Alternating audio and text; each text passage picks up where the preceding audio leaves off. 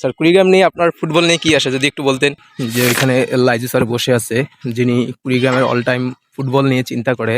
এখন আমরা তার সাথে কথা বলবো, দেখি স্যার কি বলে। আসসালামু আলাইকুম স্যার, ভালো আছেন স্যার?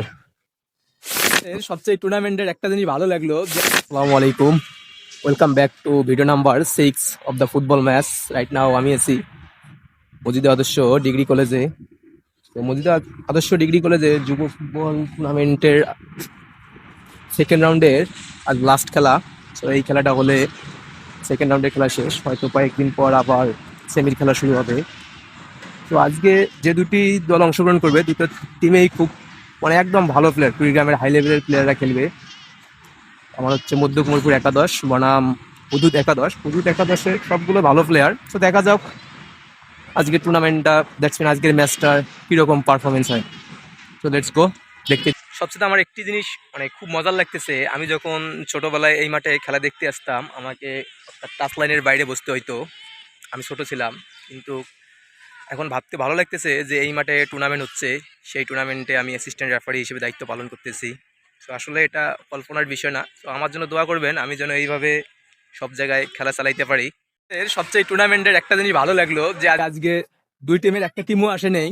যাই হোক কমিটি সিদ্ধান্ত নিল যে দুই টিমেই বাতিল, অর্থাৎ ওরা সেকেন্ড রাউন্ডে খেলতে পারবে না। তো মানে যাই হোক আজ খেলা হয়নি, এখন প্লেয়াররা এমনি গেম করতেছে। এখন আমরা চলে যাব, দেখছি পাইতেছি যে ওইখানে লাইজু স্যার বসে আছে, যিনি কুড়িগ্রামের অল টাইম ফুটবল নিয়ে চিন্তা করে। এখন আমরা তার সাথে কথা বলবো, দেখি স্যার কি বলে, যিনি কুড়িগ্রামের অল টাইম ফুটবল নিয়ে চিন্তা করে। এখন আমরা তার আচ্ছা, জি স্যার। স্যার কুড়িগ্রাম নিয়ে আপনার ফুটবল নিয়ে কি আসে যদি একটু বলতেন। ফুটবলে আসা তো একটি প্রতিটা বল